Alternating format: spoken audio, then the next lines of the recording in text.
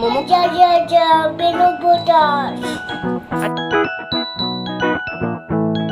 চলে চলে এস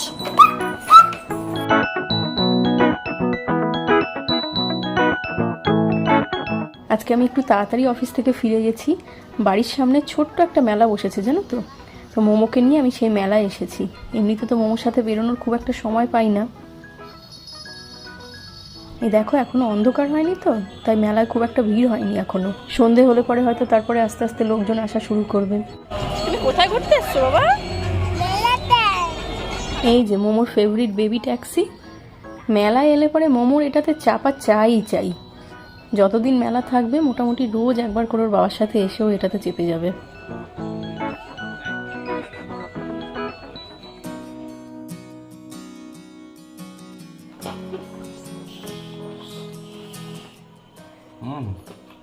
বেশ ভালো হয়েছে। হ্যালো, শ্রাবণীস কিচেন অ্যান্ড ব্লগিংয়ে তোমাদের স্বাগত। আজকে আমি তালের বড়া বানাবো। দেখো বাজার থেকে সিদ্ধার্থ কত বড় বড় দুটো তাল এনেছে, একদম নিখুঁত 3 আটির তাল, দুটোই কিন্তু একদম 3 আটির তাল। দেখো এখন আমি আপাতত একটারই বানাবো, আর একটা রেখে দিই। এটা আমি প্রথমে ছাড়িয়ে নেব।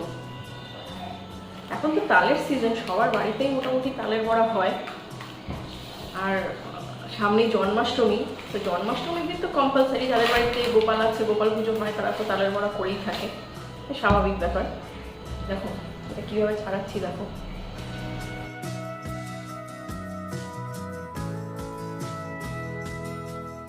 এই দেখো তালের খোসাগুলো আমি ছাড়িয়ে নিয়েছি।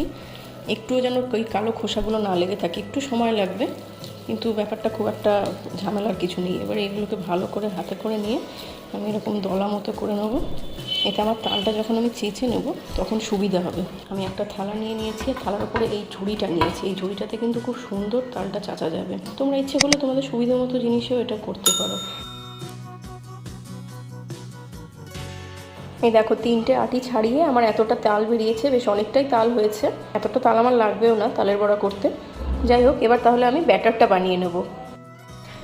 এই দেখো এখানে আমি 2 কাপ মতো ময়দা নিয়ে নিয়েছি, আর সুজি দেব 1 কাপ, মানে ময়দা যতটা সুজিটা জাস্ট তার অর্ধেক। আর সুজিটা তো ভিজতে অনেকটা সময় লাগে, তাই তোমাদের কাছে টাইম থাকলে তোমরা এমনি দিতে পারো। আমি এটাকে একটু গ্রাইন্ডারে শুকনোই গ্রাইন্ড করে নিয়েছি, যাতে খুব বেশি সময় আমার না লাগে সুজিটা ভেজার জন্যে। মিহি হয়ে গেছে তাতে সুজিটা। এবারে দেবো চিনি পরিমাণ মতো দেবে। চিনিটাও দেখো আমি গুঁড়ো করে নিয়েছি।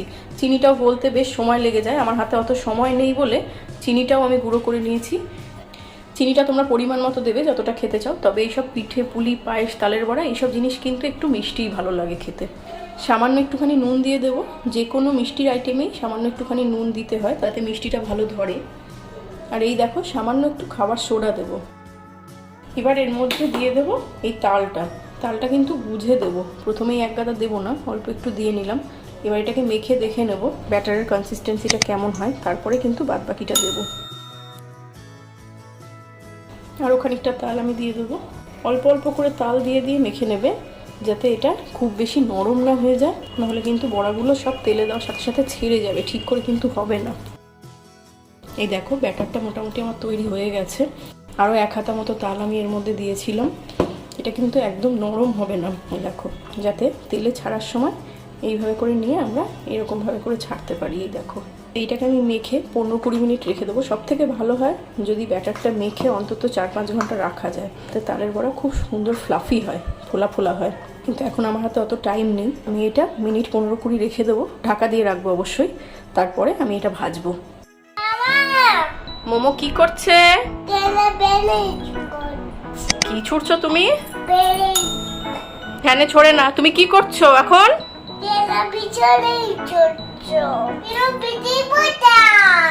যা, কি হবে? পটাশ করে ফেটে গেছে। কি হয়েছে?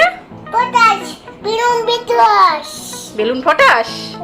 যা যা যা বেলুন পটাশ। আচ্ছা মোমো এবার একটা পোয়েম বলবে, মোমো একটা রাইম বলবে। এবার এদিকে আসো, এদিকে আসো। মোমো একটা রাইম বলবে, এদিকে আসো, আমার কাছে আসো। একটু জনি জনি বলো তো বাবা, এদিকে তাকাও, আমার দিকে তাকাও। জনি জনি বলো, এদিকে জোরে জোরে বলো।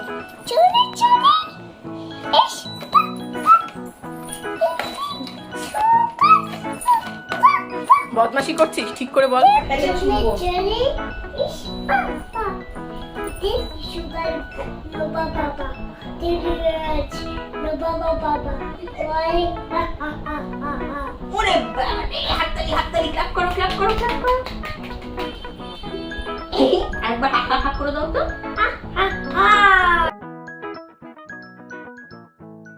এই দেখো কড়াইয়ে আমি সাদা তেল গরম করে নিচ্ছি। তো তেলটা অলরেডি আমার অনেকটা গরম হয়ে গেছে। ফ্লেমটা আমি একটু আস্তে করে দেবো, কারণ এত গরমের মধ্যে যদি আমি ছাড়তে শুরু করি বড়াগুলো, তাহলে কিন্তু পুড়ে যাবে সাথে সাথে, আর ভেতরটা কিন্তু কাঁচা থেকে যাবে।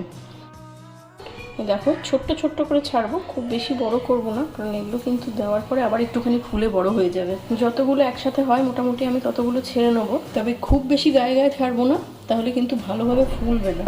এই দেখো এগুলো কিন্তু মোটামুটি একটা দিক থেকে হয়ে গেছে, হালকা উল্টে দেবো আমি। তেলটা খুব ভালো করে গরম করে নিয়েছিলাম তো, তাই খুব তাড়াতাড়ি হয়ে গেছে, কিন্তু ভেতরটা যাতে কাঁচা না থাকে তাই ফ্লেমটা কিন্তু আমি এখন একটু আস্তে করেই ভাজছি। এখনও কড়াইয়ে অনেকটা জায়গা আছে, দেখো আরও কয়েকটা বড়া আমি এর মধ্যে ছেড়ে দেবো। এগুলো হতে উল্টে পাল্টে ভালো করে সব দিক থেকে আমি এগুলো ভেজে নেব। এই বড়াগুলো একদম প্রথম দিকে দেওয়া, এগুলো দেখো কালো হয়ে গেছে অলরেডি। তেলটা একবার ভালো করে গরম হয়ে গেলে নেক্সট ব্যাচ থেকে দেখবে আরও তাড়াতাড়ি হচ্ছে জিনিসটা। এই দেখো কি সুন্দর একটা গোল্ডেন ব্রাউন কালার চলে এসেছে। আর কিন্তু বেশি ভাজবো না, তাহলে এগুলো কিন্তু কালো হয়ে যাবে। একদম গোল রসগোল্লার মতো দেখতে হয়েছে। দেখো এগুলোকে এবার আমি তুলে নেব। এবার আমি নেক্সট ব্যাচটা ছেড়ে দেবো একটা করে। এইভাবে করেই সব বড়াগুলো আমি ভেজে নেব। তালের খোসা ছাড়িয়ে তালটাকে ঘষে নেওয়াটাই আসল খাটনির কাজ, কিন্তু নাহলে তারপরে কিন্তু আর সেরকম কোনো খাটনি নেই। খুবই সহজ পুরো প্রসেসটা। চলো দেখা যাক ওদের তালের বড়াটা কেমন লাগলো। কি গো, তালের বড়াটা একবার খেয়ে দেখো তো কেমন হয়েছে।